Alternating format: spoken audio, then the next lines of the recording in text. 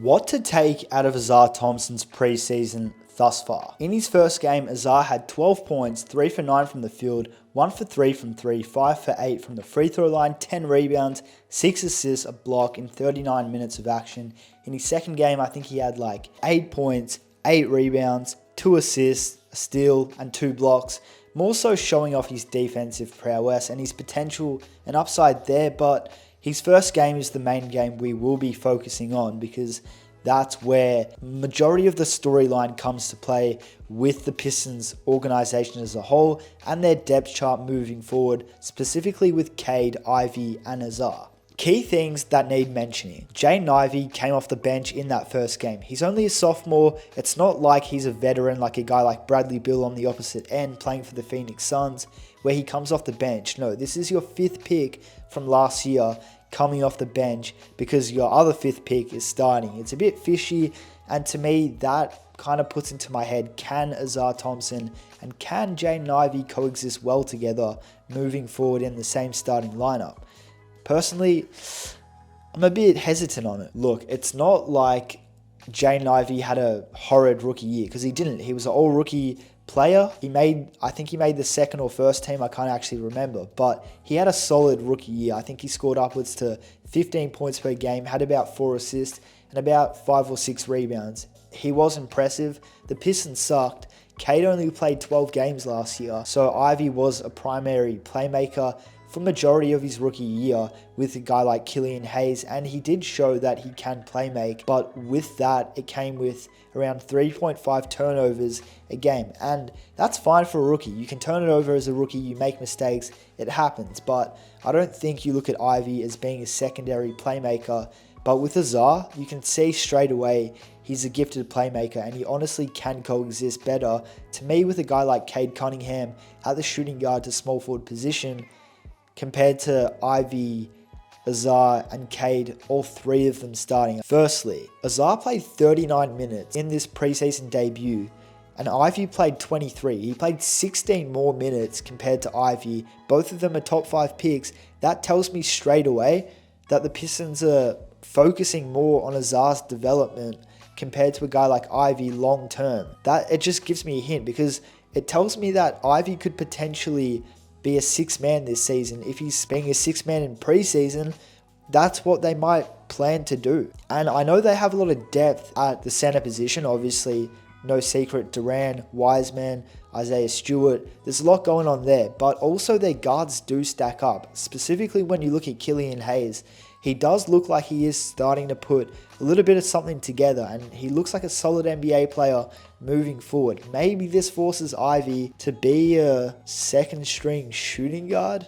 I just don't know what his future beholds at the Pistons, to be honest. To me, I think you would go on the route where you would want someone who can spot up shoot or who's a proven NBA All-Star, like a guy like Zach LaVine, and you do package Ivey and you try to compete right away. Because I look at the core of Cade, Duran, Ausar Thompson, Wiseman even, and I do think that this team could honestly compete for a play-in spot. If not the playoffs, there's no reason why not. In terms of comparing these 2 guys, it makes perfect sense moving forward that they do pick Ausar because you're building around a duo of Cade and Ausar Thompson. A guy like Ausar, he's a great mover without the basketball in his hands. He cuts, he can read, the lane so easily between the primary playmaker, a guy like Cade Cunningham himself, and the gap to him and the rim, and when to make that split cut straight away. He knows how to do that, and he did shoot 1 for 3 from 3, obviously 3 attempts. That's not really enough to kind of put into perspective how good or how much he has improved as a 3-point shooter. But if he does continue to improve being a quality 3-point shooter, he's a threat from all 3 levels. I think already he's a ready-made mid-range scorer. He's obviously great at the rim. He's one of the most freakish athletes in the NBA right now, especially for rookies. I mean, his leaping ability is insane. We see him make plays like this on the offensive end and then make plays like this defensively.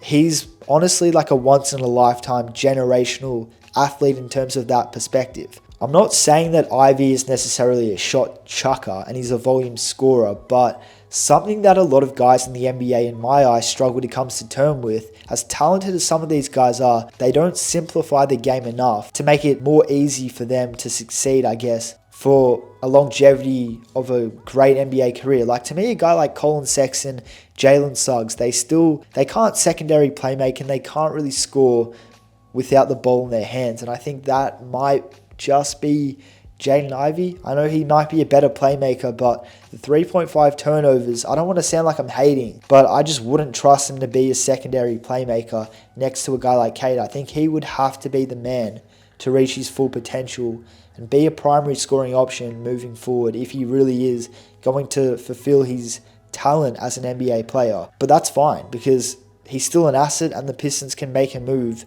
in the next couple seasons with ease. I think there would be a lot of teams who would be willing to trade for a guy like Jaden Ivey 100%. But yeah, defensively, I think Ausar, he's just more gifted. He plays the passing lane well. He can protect the rim well at his height especially. Like, he could play the 4 with ease, and I think that a guy like Ausar, he can play positions point guard through power forward, whereas Ivey, he can only play the shooting guard, or he might play the point guard, but he might also struggle with turnovers. So yeah, it's a really sticky situation. You don't want to stunt Ivey's development and maybe play him off the bench, but at the same time, you want to play all 3 of them, but it's just, I don't know if this long term is the move for the Detroit Pistons. Like, I'm not even going to lie, if you can get someone on the open market for Ivey right away, if a guy like Zach LaVine's, like the Bulls are willing to do that, 100%, who's still like 26 in the prime of his career, plenty of basketball left in the tank. You pair him next to Cade Cunningham, your number 1 pick. You have Ausar Thompson there, who's hungry to be an NBA star one day, a young big in Jalen Duran, who looks really, really good.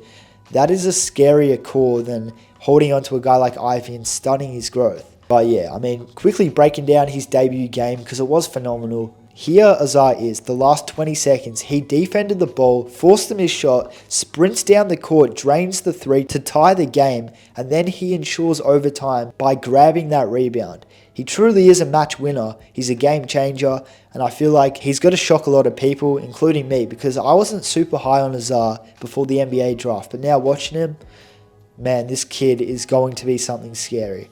Hello, yes, you at home. This is Commissioner of the NBA speaking to you, Adam Silver.